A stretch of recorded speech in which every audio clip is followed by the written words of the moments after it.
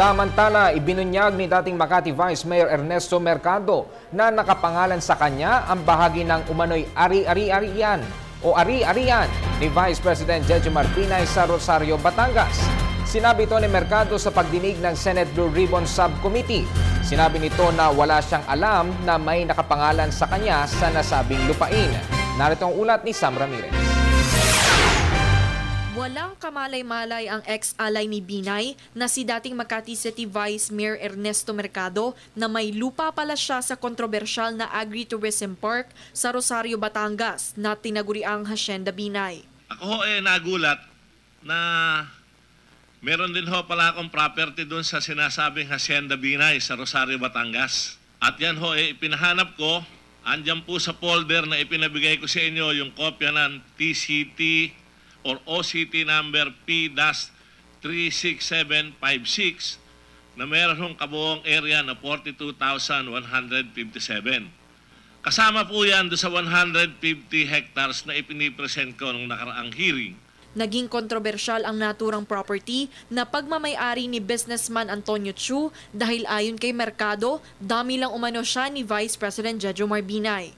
Noong 2013, nabili umano ni Chu ang lupain kay Laureano Gregorio Jr. na hanggang ngayon hindi pa rin natutunton ng mga senador para sana padaluhin sa pagdinig ng Senate Blue Ribbon Subcommittee.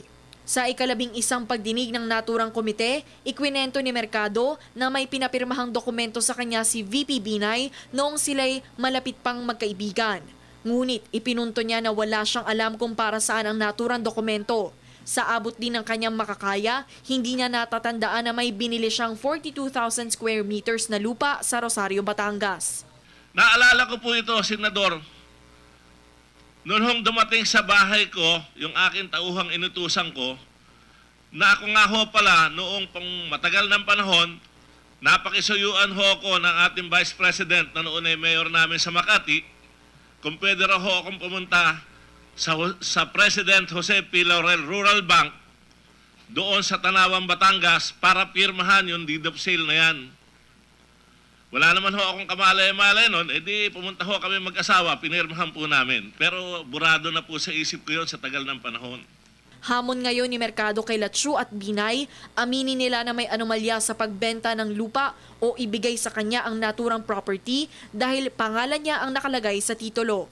Wala po akong pinipirmahang anumang pagbibigay ng karapatan, sir, kay Mr. Gregorio para masabing kasama yon sa binili niya kay Mr. Chu. Sayang nga lang at wala dito si Mr. Chu. Baka mamaya pwede na kami magtawaran Pag maganda-ganda presyo, pwede na kami magbilihan. Unless na i-claim ulit ni Vice President Binay na, pare, akin talaga yan pinangalan ko lang sa'yo. Nakatakdang ipagpatuloy ng subcommittee ang kanilang pagdinig sa ika-17 ng Nobyembre. Para sa Telebisyon ng Bayan, Sam Ramirez.